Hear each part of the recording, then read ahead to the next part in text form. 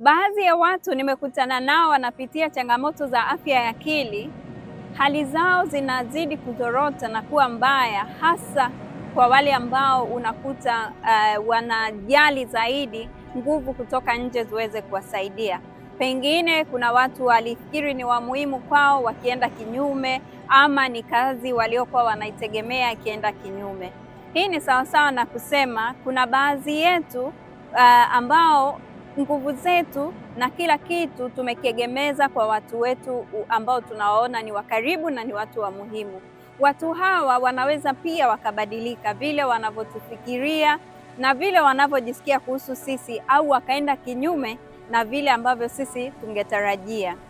Sasa kama nguvu zetu zote tumeelekeza kwa hawa watu, ina maana hawa watu wakienda kinyume, ni rahisi sana wewe kufikiria ulimwengu wako umekwisha.